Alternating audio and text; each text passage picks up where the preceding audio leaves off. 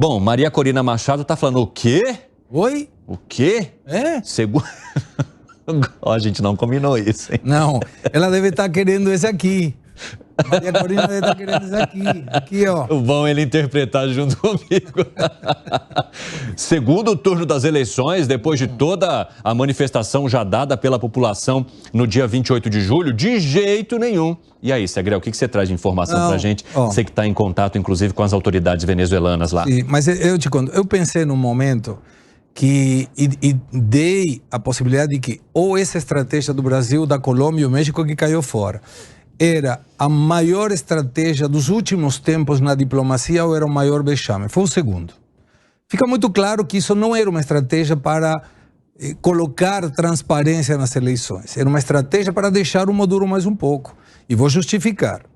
Quando o presidente Lula afirma que no Conselho Nacional Eleitoral tem gente da oposição, de que oposição? Maria Corina Machado está escondida. Tem gente que foi sequestrada da chefa de gabinete dela há uma semana, ninguém sabe onde está. São 1.325 pessoas que estão presas formalmente sem ordem de prisão. Tem autistas, crianças autistas presas. Tem pessoas desaparecidas, tem mortos, 25 mortos. E isso é transparência? E aí vem essa ideia que nós adiantamos aqui há 10 dias atrás, que a possibilidade de ir através de uma nova eleição poderia ser um dos caminhos que o Brasil ia propor. E propôs. Ou seja, era muito claro, a estratégia estava perfeitamente determinada. Hoje, o ex-ministro de Relações Internacionais, atual assessor de Relações Internacionais do presidente Lula, Celso Amorim, foi na Comissão de Relações Exteriores. Ele respondeu a todas as perguntas, muito digno por parte dele. Uma pessoa diplomática, gosta de avaliar até a vírgula para ser colocada em uma posição que não atrapalhe nada. Ele mencionou que ele não tinha dado essa sugestão. O presidente está contrariando o Celso Amorim ou o Celso Amorim está contrariando o presidente. Está quem queira ver. Ele mencionou, não, eu não mandei a proposta de umas novas eleições. O presidente agora falou outra coisa. Mas aí tem o Petro dizendo, exatamente, o Gustavo Petro, presidente da Colômbia, quem junto com o presidente Lula mandaram essa proposta maravilhosa de novas eleições. Levantamento de todas as sanções contra a Venezuela.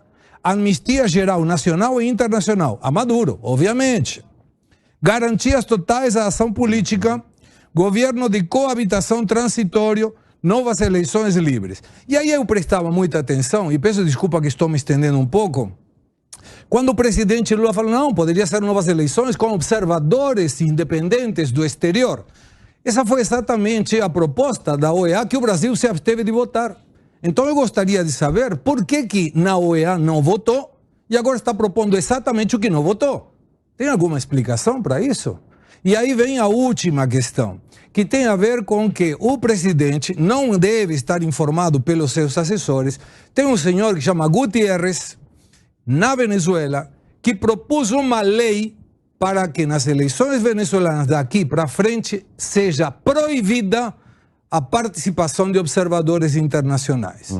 Então, eu que sou um humilde ser humano, eu conheço mais do que está acontecendo do que o presidente quando ele fala. Então ele deveria mudar os seus assessores, porque essa proposta de novas eleições, e Tereza Cristina, a senadora, perguntou exatamente para o Celso Amorim, o senhor aceitaria essa proposta que estão fazendo de umas novas eleições, quando quem ganhou, ganhou? Europa aceitou e viu as atas, era só observar as atas, e aí menciona, não, eu não tenho muita fé que as atas sejam verídicas. Tem código de barras, tem QR. Ué, é fácil de identificar se são verdadeiras ou falsas. Então, entre a estratégia maravilhosa ou o vexame, o Brasil escolheu o vexame. Piperno, como é que você vê essa estratégia do Brasil? Você acha que o presidente da República está entrando num vexame, ou estaria participando de um vexame ao trazer essas propostas, ao apresentar da maneira como está essa solução para as eleições na Venezuela? Ele deve ser um encantador de serpente, porque até o presidente Biden parece que está embarcando nisso. Que coisa, que fenômeno é o presidente Lula, fantástico isso. É óbvio que não é uma ótima solução, não é uma boa solução, falei sobre isso aqui ontem, só que tem uma coisa. Na política, a gente tem as melhores propostas, o mundo ideal e o possível. Eu acho que, embora não seja uma solução boa, e eu concordo, sou solidário aí enfim, o descontentamento da Maria Corina.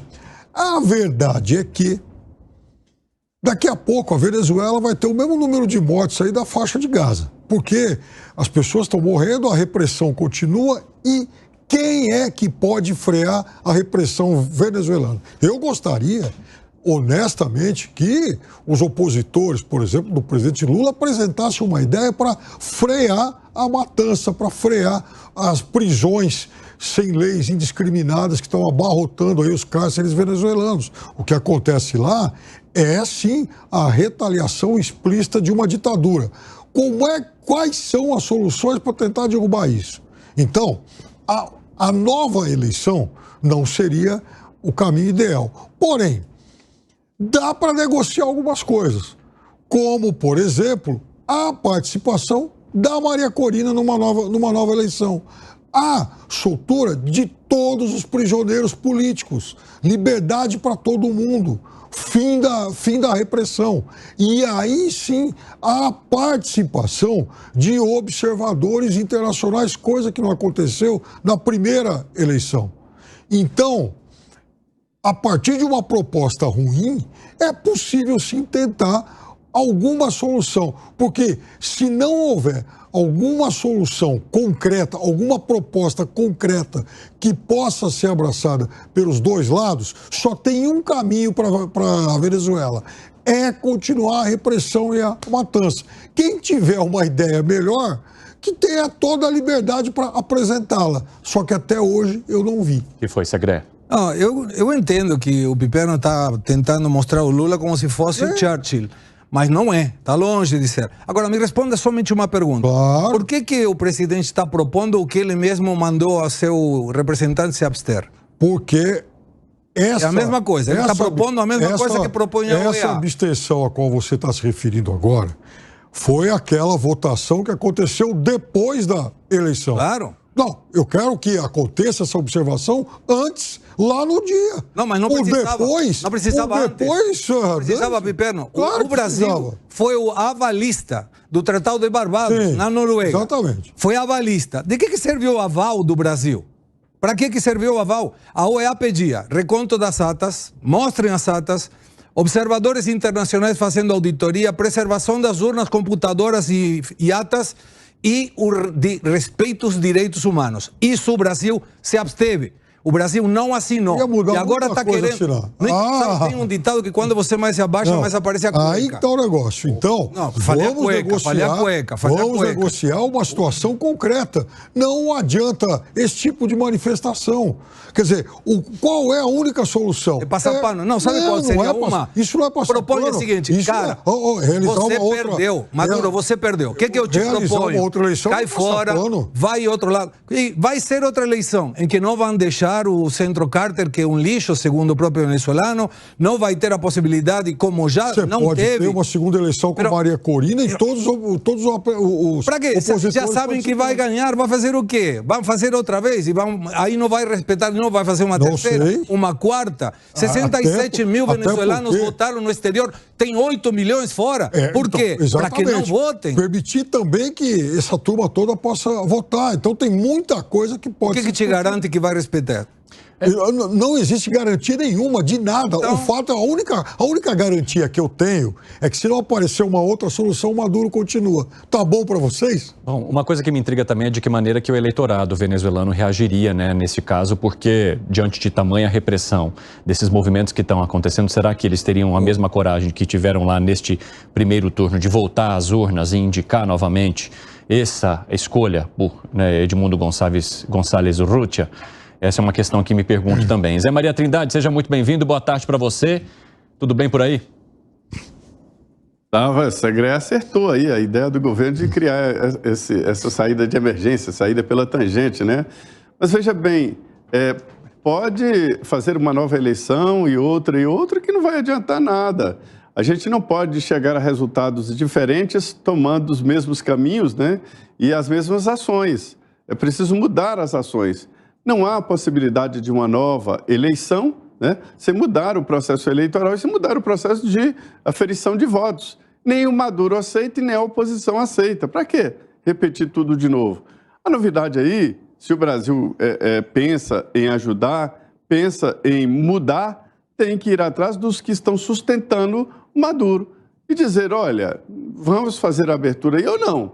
Se não vamos, então está certo. Tome em conta e decrete aí uma sanção, uma distância, pelo menos da Venezuela, alguma coisa, né? Mas não pode fazer de conta que está fazendo alguma coisa e não está fazendo nada. Eu me surpreendi com a resposta de hoje do presidente Lula, dizendo que não aceitou. Falou claramente, não aceitei o resultado, ele está me devendo explicações, né? Não haverá explicações, não tem como explicar o inexplicável. As atas já estão nas mãos da oposição e mostraram claramente de que eles ganharam, e isso foi testado por organizações independentes. Então, o que tem que fazer é uma abordagem diferente. A história de uma nova eleição só se o Maduro não for candidato e a oposição também apresentar outro nome. Seria uma justificativa. E os militares que dão a sustentação ao governo Maduro se colocarem na posição de dominar o pleito e dizer que aceitam o resultado. Então, não tem saída para uma situação dessa.